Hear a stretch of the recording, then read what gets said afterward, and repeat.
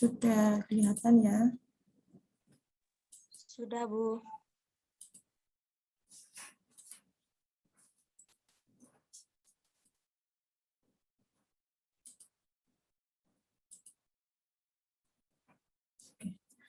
Assalamualaikum warahmatullahi wabarakatuh. Selamat pagi adik-adik semua, mahasiswa D3TLM tahun angkatan 2020. Semoga adik-adik semua diberi kesehatan selalu. Di sini kemarin kita kan dari dosen D3TLM sudah melakukan evaluasi untuk perkuliahan blok ini, nggih. Jadi kemarin kan perkuliahan bloknya itu 1 minggu 4 pertemuan. Kemudian kita evaluasi bahwa 4 pertemuan tersebut tidak efektif karena kan rasanya setiap hari kuliah dan 1 hari pun itu membutuhkan waktu dan pemikiran yang lama. Sehingga dari evaluasi tersebut maka di perkuliahan selanjutnya itu tetap menggunakan sistem blok tapi 1 hari itu 2 pertemuan. Jadi hari ini kita melaksanakan 2 pertemuan tentang nematoda usus STH sama nematoda usus non STH. Jadi dari 4 pertemuan kemarin kita sudah membahas tentang protozoologi, kemudian kita sekarang membahas tentang helmintologi. Oke. Jadi helmintologi itu kan ilmu yang mempelajari tentang kecacingan. Helmintologi sendiri itu dibagi menjadi 2 kategori, 2 kelas. Ada nematelmintes atau cacing gili, kemudian platyhelminthes cacing pipi. Nah, dari nematelmintes atau cacing gili ini kita bagi menjadi 2, yaitu nematoda usus STH, nematoda usus, kemudian nematoda jaringan. Dari nematoda usus itu dibagi 2 juga, STH sama non-STH. STH ini adalah soil transmitted helminth, jadi cacingnya itu penularannya melalui tanah. Kalau non-STH itu soil transmitted helminth tidak melalui penularannya adalah tidak melalui tanah. Kemudian platyhelminthes atau cacing pipis sendiri itu dibagi 2 kelas, yaitu ada trematoda sama cestoda. Oleh karena itu pada pertemuan hari ini 2 kali pertemuan itu kita membahas tentang nematoda usus. Nah, di sini secara umum morfologi dari nematoda, jadi nematoda itu termasuk helmintologi juga. Yang pertama dia cacingnya adalah berbentuk panjang, yang kedua adalah silindrik, tidak bersegmen, yang ketiga tubuhnya itu bilateral dan simetrik, keempat panjang cacing ini mulai dari 2 mm sampai 1 meter, dan dia adalah merupakan hewan multiseluler. Nah, dari cacing tersebut ciri morfologinya adalah tubuhnya dilapisi oleh kutikula. Nah, kutikula sendiri itu berfungsi untuk melindungi diri. Yang selanjutnya ada memiliki sistem pencernaan. Hidupnya itu dia adalah parasit di dalam tubuh makhluk hidup lain. Dan yang terakhir dia adalah nematoda yang ditemukan pada manusia. Contohnya adalah pada organ usus, jaringan, dan sistem peredaran darah. Nah, ini macam-macam genus dari helmintologi. Genusnya ada nematoda ini yang kita bahas. Jadi nematoda STH itu terdiri dari Ascaris lumbricoides, hookworm atau cacing tambang. Yang ketiga ada Strongyloides stercoralis, sama juga bisa ditambah dengan Trichuris trichura atau TT. Kalau non STH, yang pertama itu dia adalah Enterobius vermicularis, yang kedua adalah Tricinella spiralis. Nah, ini adalah macam-macam spesies yang ada di nematoda usus. Ini nanti ya. Nah, ini adalah struktur dari tubuh nematoda yang tadi secara umum morfologinya. Jadi kalau wanita dia itu lebih panjang daripada cacing jantan. Nah, ini bentuknya. Ascaris lumbricoides itu nama lokalnya adalah cacing gelang. Nah, ini jadi klasifikasinya, kingdomnya adalah termasuk animalia. Kemarin waktu protozoologi, kingdomnya adalah protista, karena dia termasuk hewan uniseluler. Baru kalau helmintologi, dia akan termasuk hewan multiseluler.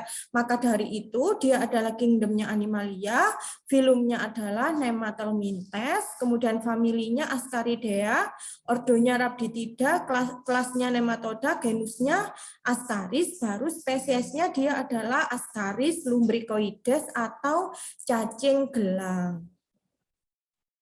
Nah, morfologi dari Ascaris lumbricoides atau cacing gelang ini, dia adalah bentuk panjangnya silindris, ukuran betinanya 35 cm dan jantannya 15 sampai 31 cm. Sehingga dari sini bahwa cacing betina itu lebih panjang ukurannya daripada cacing jantan. Nah, kemudian ujung anterior terdapat 3 buah bibir, anterior itu di bagian depan, jadi terdapat 3 buah bibir, dan bagian tengahnya itu dia rongganya mulut berbentuk segitiga. Nah, ekornya pada betina itu lurus, nah seperti ini ekornya jadi lurus, kemudian sedangkan kalau jantan itu melengkung seperti ini. Pada ujung posterior cacing jantan itu terdapat sepasang copulatory spiculae. Nah, ini dia adalah di sini letaknya copulatory spiculae. Dia itu berfungsi untuk apa sih copulatory ini? Jadi fungsinya dari copulatory spiculae itu untuk bisa memproduksi sel-sel untuk proses pembuahan atau fertilisasi. Kemudian bagian anterior tubuhnya itu tumpul. Nah, ini bagian anterior tumpul yang terdapat 3 buah bibir, sedangkan pada posterior dia adalah lancip. Nah, ini macam-macam telur yang ada di Ascaris lumbricoides. Jadi bedanya sama protozoologi kemarin, kalau protozoologi kan dia tidak mempunyai telur, tapi dia adalah mempunyai beberapa macam tahapan, seperti ditemukan apa waktu pemeriksaan di ATLM, bisa stadium trofozoid, stadium kista, kan gitu ya di protozoa usus. Baru kita misalkan pengamatan pemeriksaan pada pasien malaria, lah di situ ditemukan macam-macam jenis plasmodium. Nah, plasmodium sendiri kan ada macam jenisnya, ada vivax, malaria, dan lain-lain lah. Plasmodium vivax itu kan ada bentuk-bentuknya gametosit dan lain-lain. Nah, itu bedanya daripada helmintologi. Kalau helmintologi di sini adalah penemuan sampelnya pada yang kita periksa adalah sampel feses, berarti yang ditemukan adalah telurnya, bukan cacingnya. Jadi nanti untuk tahapan ke parasit 2, kalian harus paham dulu di parasit 1 ini. Macam-macam telur yang ada di Ascaris lumbricoides itu ada apa saja. Jadi ada 4 bentuk telur yang ditemukan dalam feses.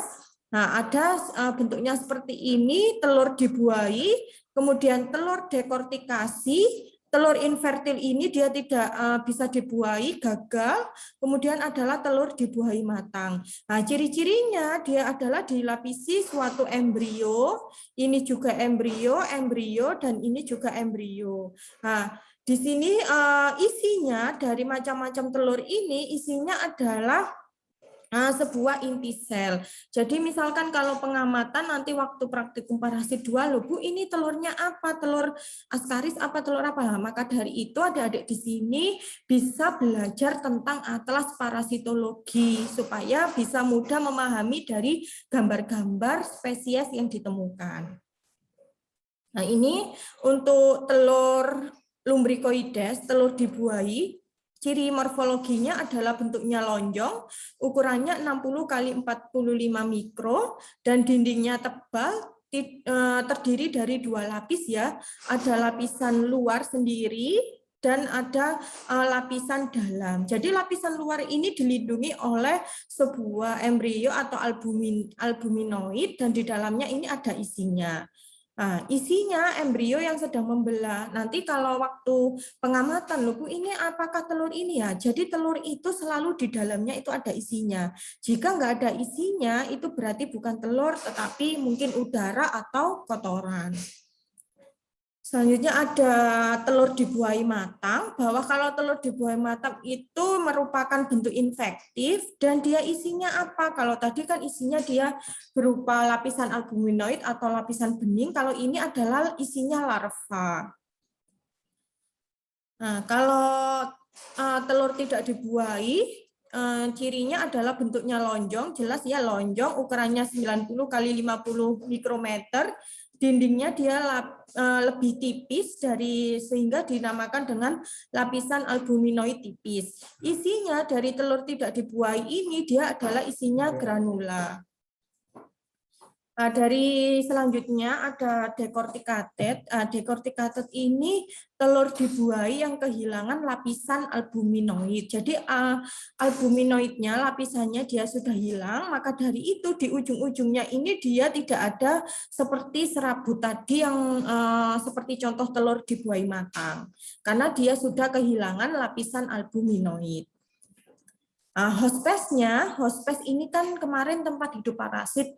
Jadi hospesnya pada manusia dan merupakan satu-satunya hospes Ascaris lumbricoides. Jadi Ascaris lumbricoides ini hospesnya jelas manusia ya, bukan dari binatang ataupun yang lainnya. Distribusi geografik ini adalah ditemukan kosmopolit dan di Indonesia menunjukkan bahwa di sini prevalensi atau epidemiologi dari Ascaris lumbricoides itu cukup tinggi, sekitar 60-90%. Kenapa kok cukup tinggi? Karena di sini Ascaris lumbricoides itu sering ditemukan pada usia sekitar 5-12 tahun. Jadi anak-anak TK atau SD yang sering bermain tanah itu sering ditemukan Ascaris lumbricoides. Nah, ini adalah daur hidup dari Ascaris lumbricoides. Jadi yang pertama dia adalah manusia makan, jadi masuk ke dalam lambung, kemudian usus. Nah, dari usus itu telurnya keluar bersama feses. Nah, ini fesesnya, telurnya ada yang dibuahi unfertilisasi dan ada yang dibuahi fertilisasi. Kemudian kalau sudah dibuahi, maka dia akan menetas menjadi larva. Nah, ini menetas sudah menjadi banyak ya. Nah, ini pembelahan, mengalami pembelahan isi-isi granulanya. Kemudian di sini ada telur dekortit. Dia adalah berisi larva, kemudian masuk ke dalam mulut dan larva tersebut akan bermigrasi kemana? Dia adalah akan bermigrasi atau berpindah ke paru-paru sama ke jantung. Seperti itu untuk daur hidup dari Ascaris lumbricoides. Selanjutnya, tadi Ascaris lumbricoides atau cacing gelang. Jadi yang kedua adalah Trichuris trichiura atau cacing cambuk. Nah, ini sama, jadi klasifikasinya adalah kingdomnya Animalia, filumnya Nemathelmintes, kelasnya Nematoda, ordonya Onoplida, famili Trichuridae, genusnya Trichuris, spesiesnya Trichuris trichiura atau cacing cambuk. Morfologinya bahwa di sini cacingnya itu panjangnya 35-55 mm, 2 atau 5 bagian posterior itu gemuk, nah, posterior itu di bagian belakang. Kemudian dari sini bagian anteriornya lebih kecil, panjangnya adalah seperti cambuk. Cacing jantan panjangnya adalah sekitar 4 cm, ekornya melingkar dan memiliki sebuah spikula yang retraktil. Nah, cacing betina panjangnya adalah 5 cm, kemudian ekornya sedikit melengkung seperti di gambar ini dan ujungnya adalah tumpul. Nah, dari Trichuris trichiura itu juga ditemukan telur ya. Jadi ini adalah gambar dari telur Trichuris trichiura. Lah, ini adalah sering keluar di UKOM. Jadi soal UKOM parasit itu sering tentang helmintologi. Ini yang selalu saya temukan bahwa Trichuris trichiura itu bagaimana ciri morfologinya. Nah, seperti itu biasanya contoh soalnya. Jadi morfologi dari telur Trichuris trichiura itu ukurannya 50-54 kali 22 sampai 23 mikron.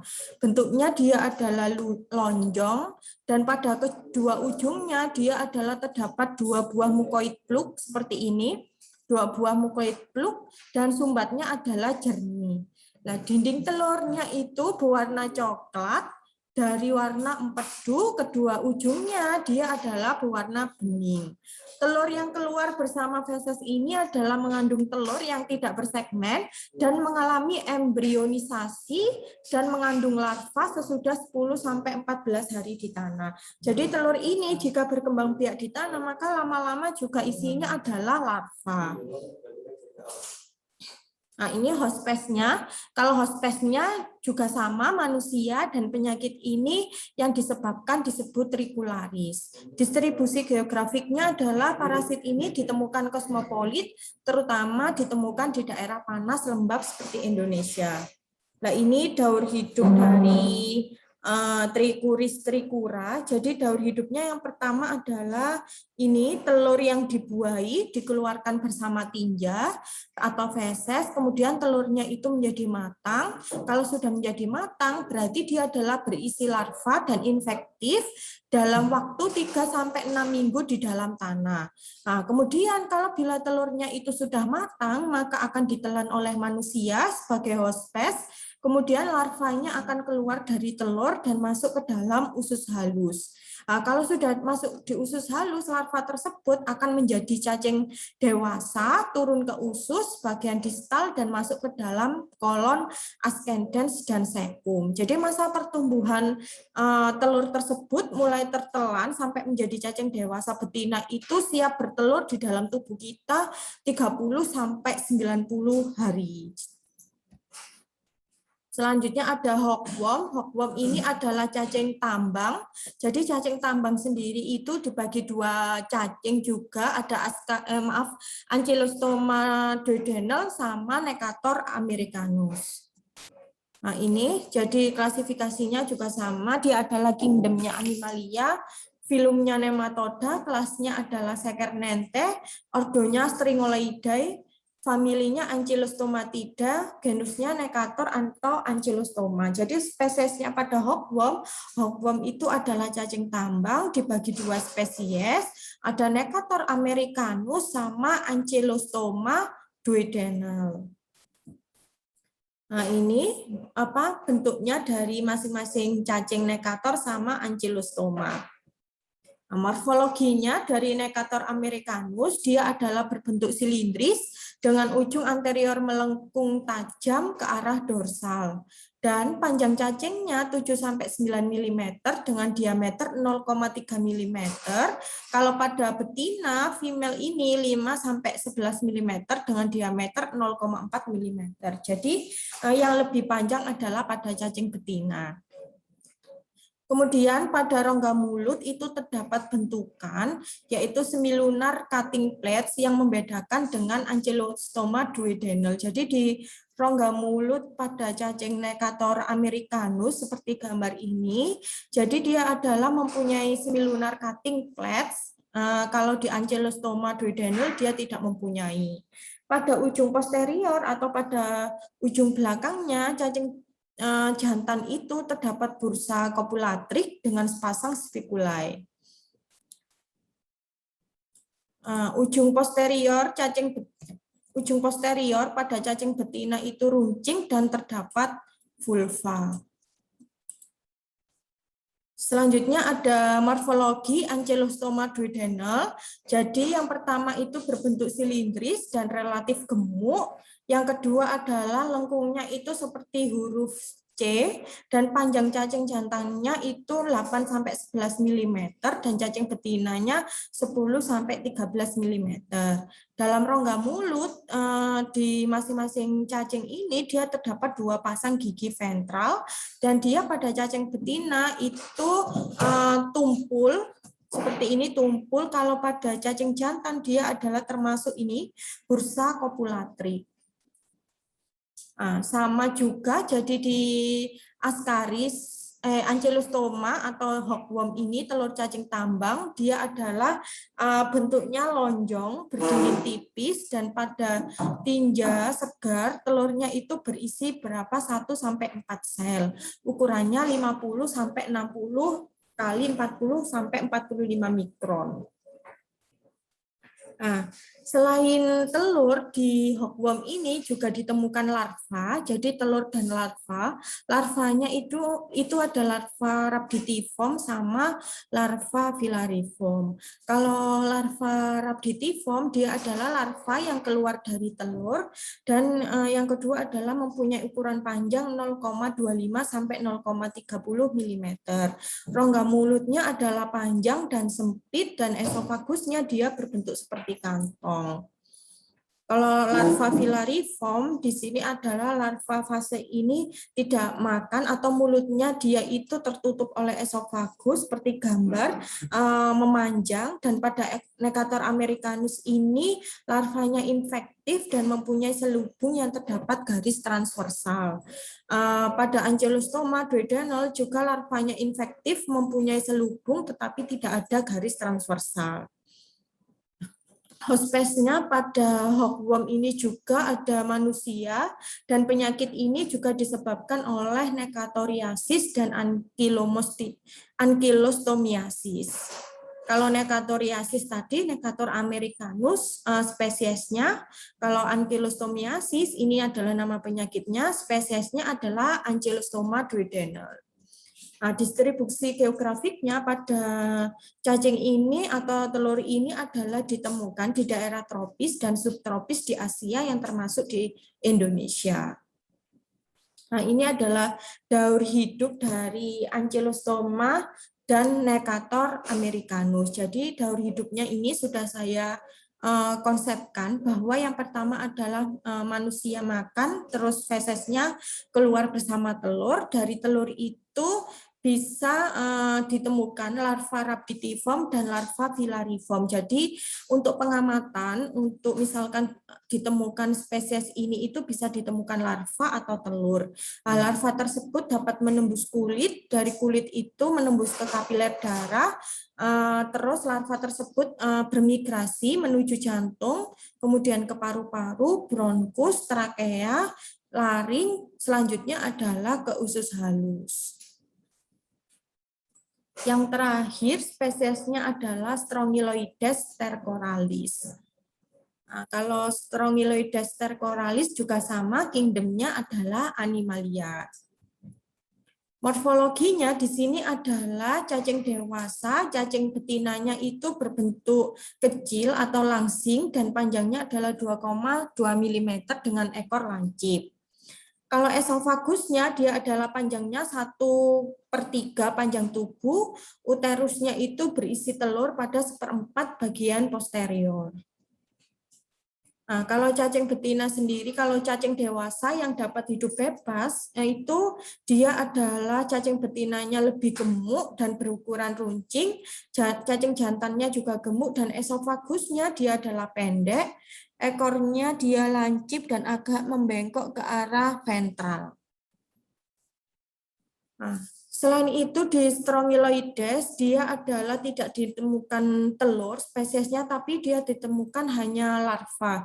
Jadi larvanya itu juga dibagi dua, ada larva rhabditiform sama larva filariform. Nah, bedanya dari kedua larva tersebut kalau dilihat di gambar mikroskopisnya, bahwa di larva rhabditiform itu bentuknya lebih pendek dan gemuk dengan panjang 225 mikron dan rongga mulutnya ini di ujung pendek, esofagusnya dia panjangnya 1/4 panjang tubuh.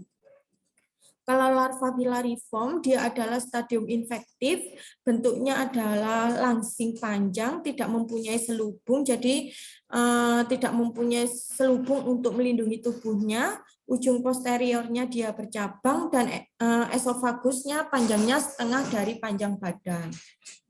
Hospesnya juga ada hospes manusia, penyakitnya ini disebut dengan Strongyloidiasis. Distribusi geografiknya adalah di daerah tropis dan subtropis.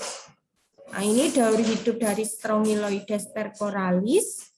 Nah, ini untuk daur hidupnya itu juga ada langsung, tidak langsung, sama autoinfeksi.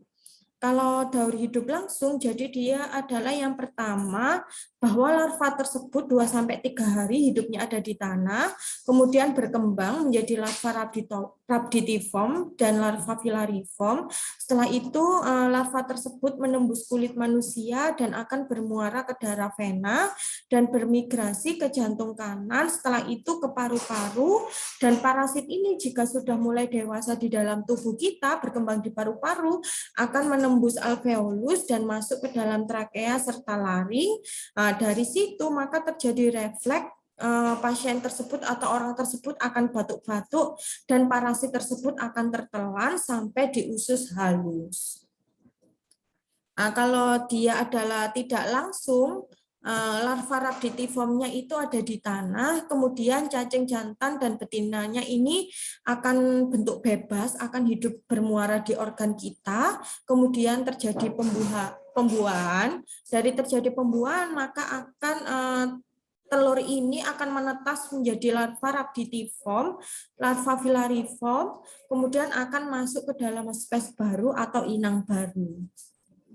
Kalau autoinfeksi, di sini larva rhabditiform menuju ke larva filariform di usus atau daerah perianal dan akan menembus mukosa usus dan akan menyebabkan strongyloidiasis atau menahun. Jadi kalau dilihat dari 3 siklus di Strongyloides stercoralis, bahwa yang paling berbahaya adalah dia daur hidupnya secara langsung. Oke, terima kasih. Ada yang ditanyakan dari penjelasan ini? Nematoda usus STH.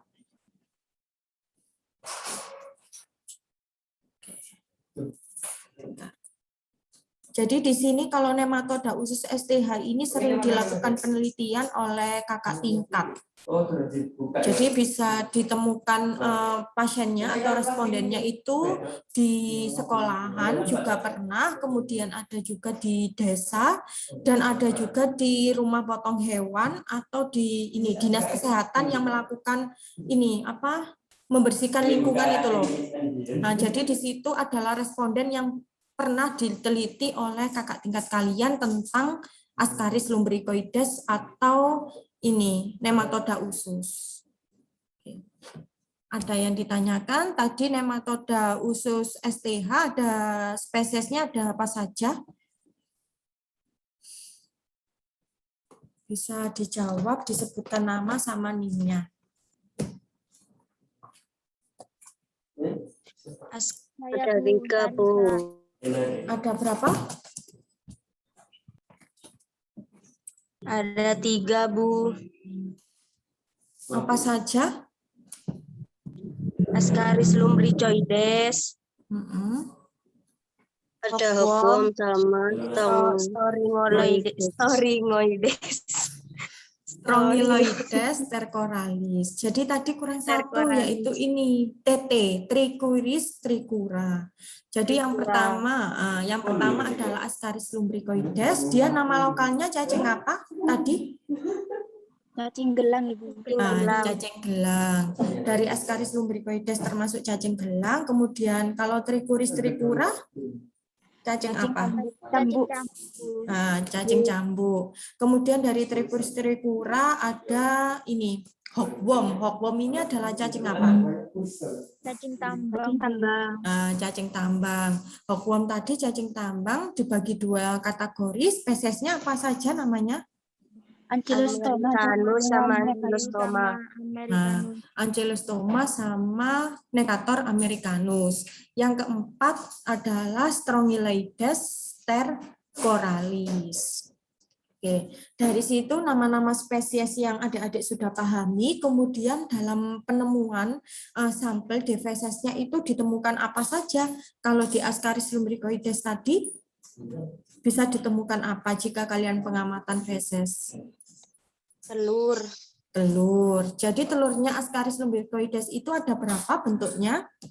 Ada 4, Ibu. Ada 4. Coba disebutkan. Ada dekortikasi, invertil, sama telur yang sudah dibuahi. Ya. Yang lainnya ini ada Mas Denny. Nah, Mas Denny lagi kerja, Mas Denny? Apa di rumah? Di rumah, Bu. Oh, di rumah. Shift apa? Shift malam? Shift malam apa shift siang? Ibu. Oke. Ya. Halo, Mas Denny? Iya, Bu. Oke, Mas Denny bisa dijawab ya pertanyaan saya tadi. Kalau tadi kan Ascaris lumbricoides dia terdapat 4 telur jenis terus. Kalau di TT itu kan juga ditemukan telur. Ciri morfologi telur pada spesies TT itu apa saja, Mas Denny? Telur. Dani. Apa tadi, Bu? Nah, Ciri morfologi dari telur tete. TT. Ya.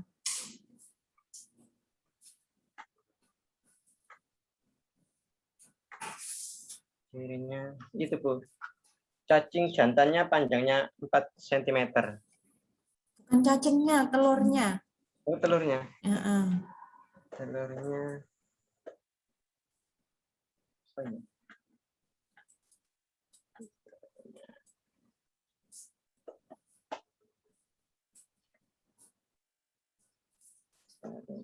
Apa? Apa tadi? Lupa, Bu. Lupa. Iya. Ini Mas Dani, jadi telur tete itu kan sering keluar juga banyak di soal. Nah, ini bisa dibaca, bisa dipahami, ayo Mas Dani. Iya. Dibaca di PPT saya ini. Iya. Ukurannya 50 sampai 54 kali 22 sampai 23 mikron.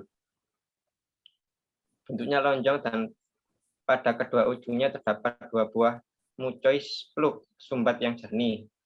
Dinding telur berwarna coklat dari warna empedu. Kedua ujungnya berwarna bening. Telur yang keluar bersama tinja mengandung sel telur yang tidak bersegmen dan mengalami embrionisasi dan atau mengandung larva sesudah 10 sampai 14 hari di tanah. Oke, jadi Ya, Bu. itu nggih Mas Dani dan teman-teman adik-adik semuanya ciri morfologi dari telur tete. Biasanya Ya. itu contoh soalnya di apa? Di soal UKOM atau UTS atau UAS itu misalkan seperti ini, seorang ATLM dia memeriksa sampel feses dan di situ ditemukan ciri morfologinya adalah bentuknya lonjong dan pada kedua ujungnya terdapat 2 mukoid plug. Nah, ini selalu keluar 2 buah mukoid plug ini, sumbat yang jernih. Nah, kalau 2 mukoid plug ini seperti ini sumbat yang jernih, dia adalah telur tete. Seperti itu. Oke, yang lainnya ada yang meng-on-kan kamera Mbak Eka Oktaviana. Selamat pagi Mbak Eka. Mbak Eka.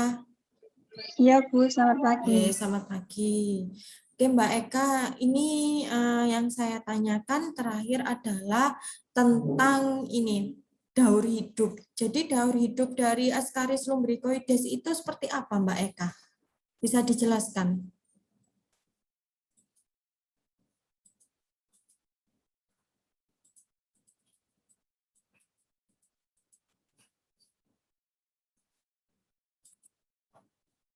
Mbak Eka? Ada yang bisa menjelaskan? Ayo Mbak Eka.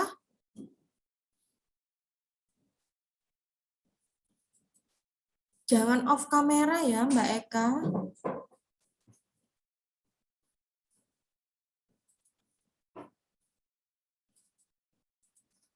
Ini yang lainnya kenapa kok off kamera separuh mahasiswa ini? Mbak Almaila, ada Mbak Almaila?